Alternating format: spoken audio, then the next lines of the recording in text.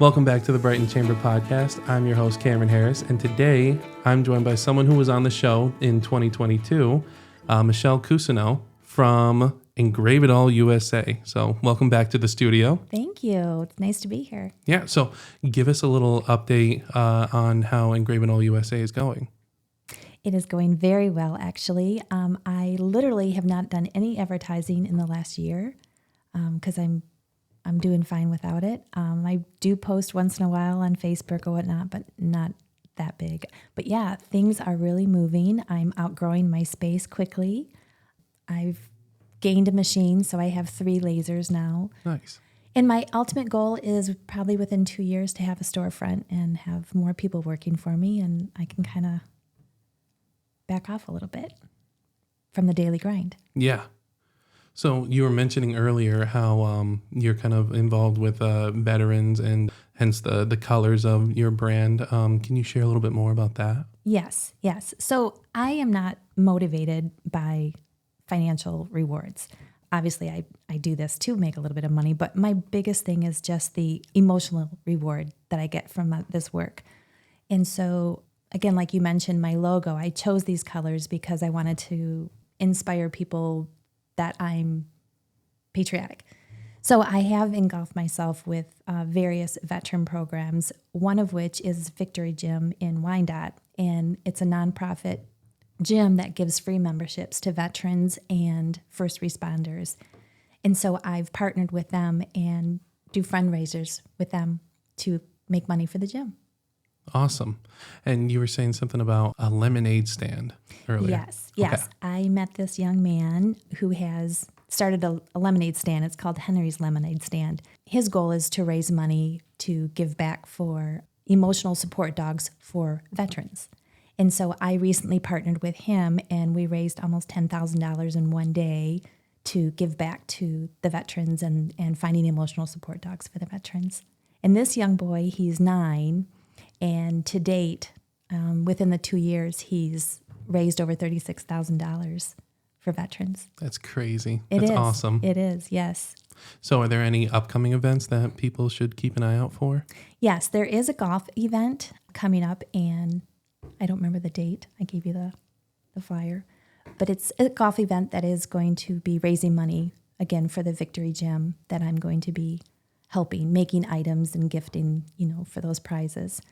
So that should be a fun event. Yeah.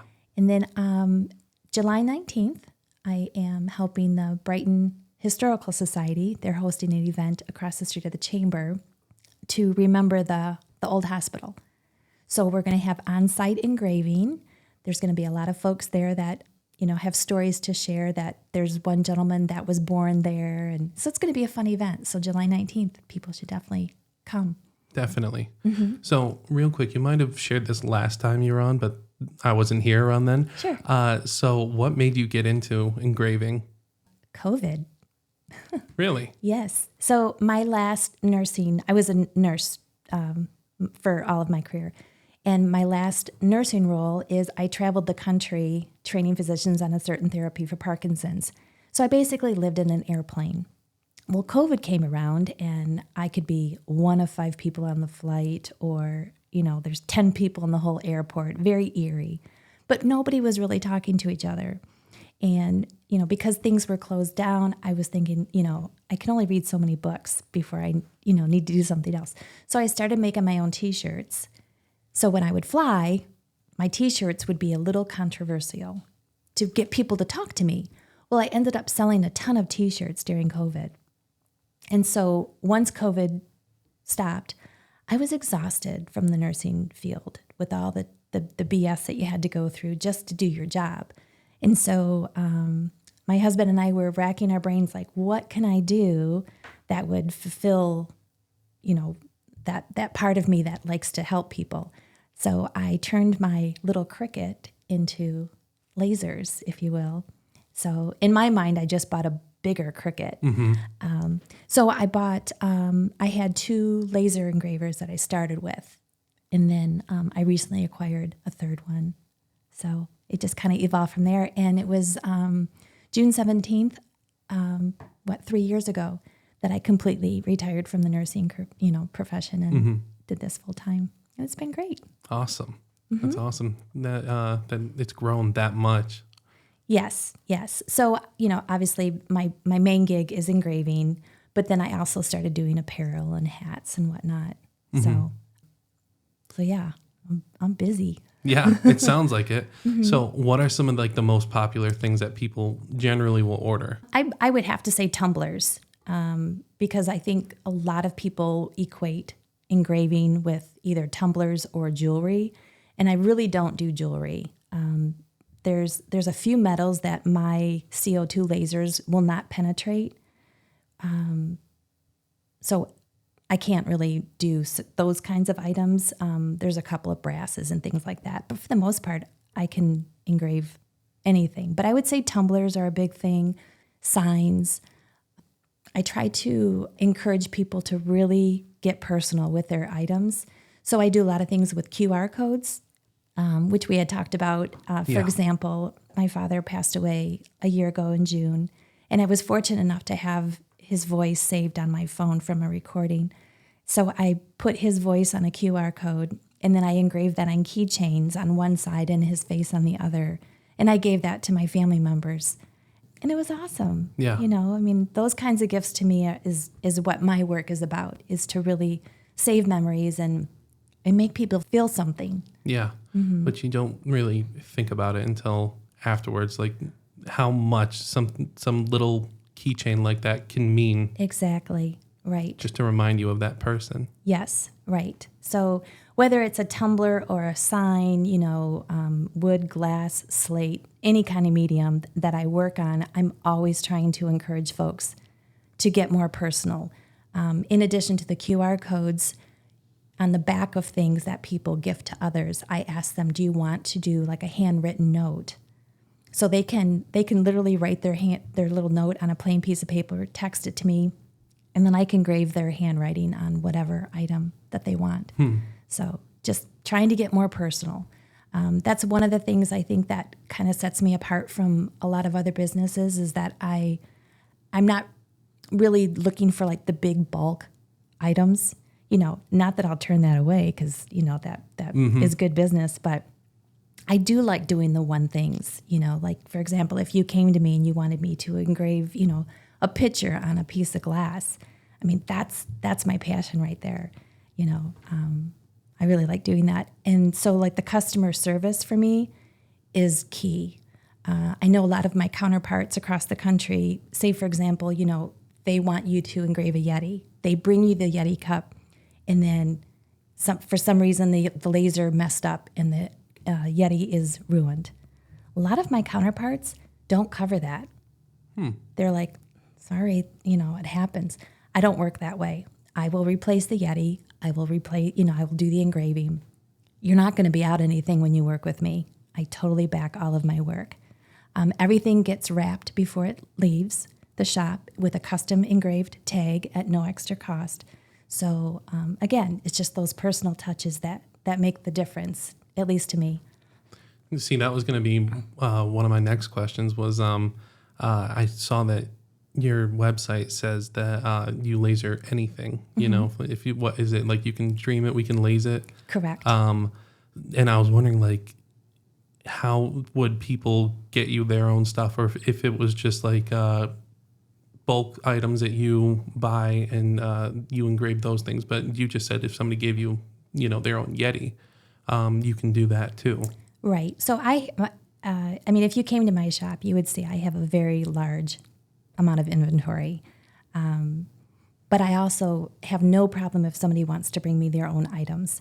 I do not upcharge on my items. I shouldn't say that out loud, but I'm going to, just because, again, I'm not going to make money off of this object. I get it from my supplier, and that's the price. I just charge on my engraving and, design time or whatever. But yeah, if somebody wants to bring me their own items, that's great. But I explain it to everybody. There's some things that I can't guarantee, like what the color is going to yield. But again, if I mess it up, it's on me. I replace it at cost, my cost. Mm-hmm. That's huge. It is. And sometimes it gets pretty expensive. Yeah. Oh, yeah. For me. Yeah. when I very first started out, I would engrave a lot of liquor bottles. People would bring me a liquor bottle, and those things are not cheap. Well, I had this one bottle, it was like $120, which I didn't realize when I took the job, not that it would make that big of a difference, but I was new, I was starting out, trying to get my technique down or whatever, and I botched it. So I had to go and buy this $120 bottle to replace it. So. But was there still liquor inside on the first one? In the second one. Did you have to empty that out or anything? No, the bottle didn't break. Just the engraving messed up for whatever. So I just had to go out and buy a new one. Mm-hmm. So fortunately, I have two sons that enjoy some cocktails. So they get all my oops bottles. So the $120 bottle, my oldest son really enjoyed. I bet. Yes. So, but some of the things that people don't realize that I can engrave, pumpkin pies. Like for Thanksgiving, I always engrave my own pumpkin pie. Really? Now, I can't promote that because I don't have a food license, but I was just wanting to share with the audience, my range of things that I can engrave is quite vast. So you really can engrave anything? For the most part, except for those medals, yeah. For Halloween, I engrave all my pumpkins, which is fun. I can do, like the outdoor mats that people have, doormats? Doormats. Yeah. Those are a big item. I engrave those. Really? Mm-hmm. Yep. Like what type of material? Because, I always just picture like the bristly kind or... That's the big ticket item. Really? Are the bristly ones. Yes, they engrave beautifully. Mm-hmm. And then they last because you seal them. So it's obviously it's a more decorative piece. You don't want to keep using that when you're coming in with muddy feet all the time. But, it looks nice at my front door with my Engrave It All USA mat. It's nice. But really, I had a gentleman I was speaking to yesterday. He runs a yoga studio, and he wants his yoga mats branded. So I'm going to engrave his yoga mats for him. So you said earlier that you'd like to be in your own storefront within, was it 2 years? 2 years. Mm-hmm. What can people do to kind of help you get there? What steps are you taking to get there? So obviously I'm working with, financial folks to tell me what hoops I have to jump through to make that happen. There's a few folks that I have partnered with that want to come aboard with me. For example, Cody's Artistry. Cody Powers and his wife, Jessica. Yep. They're I know Cody. Wonderful people. And so we're kind of talking about potentially, partnering so that we can have a storefront together because his work is phenomenal. Mm-hmm. And I've done a few pieces for him for his customers and vice versa. He's made me pieces for my customers. And so I think that would be a great partnership. But as far as what others can do to help me, like my whole thought process was when I first got out of nursing into this, I'm just faking it till I make it. To be honest, I'm not afraid to admit what I don't know or ask questions because, this is a whole new arena for me, whole new industry. So that's literally what I'm doing right now. It's faking it till I make it. Yeah. Mm-hmm. Well, that's awesome. Yeah. It's been a journey. It's been fun. I'm sure I'll get there. Mm-hmm. So as we're starting to wrap up, was there anything that we didn't touch on that you'd like to mention? I would like for the locals, because obviously I'm here in Brighton, to call me and ask me if I'm able to do something before you go to Etsy. And nothing against Etsy, but I get a lot of people that bring me their materials that they've purchased from Etsy. And for example, I had one lady in tears. She bought this memorial piece for a funeral from Etsy, and they put the wrong date on it. And they wouldn't correct it unless she repaid. So I fixed her item for her, but I'm just saying because I'm right here in Brighton, people can stop in, call me, whatever, and I'd love to work with them. So what other type of stuff do you engrave generally? So let me just say that there's two sides to my business. One is family friendly, and the other side is a spicy side. I would say that my business is probably 60-40, 60 being the family, 40 is the spicy. Now, when I say spicy, it's adult items. There's nothing that I won't do. And I think, well, I know that I give people a lot of comfort knowing that whatever they bring me, it doesn't matter if it's a spicy pitcher or, anything.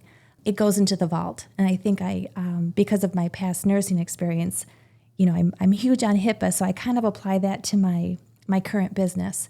So it's a safe place for people to get items that are spicy. A lot of discretion. Absolutely. Bachelorette parties, bachelor parties, birthday parties where you want to have, like fun gay gifts. What was the store that I don't even know if they're still around, Spencer's? Remember Spencer's Gifts? In the mall. Yep. Right. I used to love going in that store. There was a lot of funny items. If you're going to, your friend's 21st birthday party, you want to give them something like a little gay gift. That's where I would go, is to Spencer's.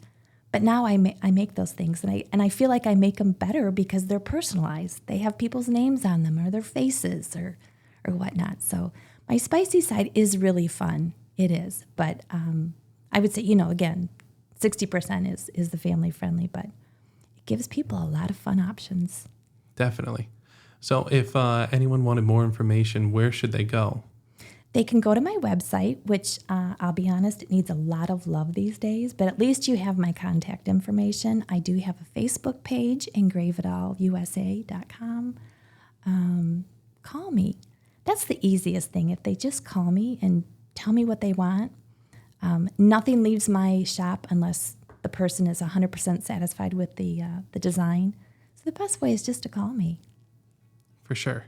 So we'll definitely include that in the show notes below, so anybody who's driving and listening to this doesn't have to go replaying it and searching for it later on, so it'll be right there for them. Yes. So, well, Michelle, thank you for joining us today. This was fun. A lot of fun. Mm-hmm. And thank you for watching, and we'll catch you on the next one.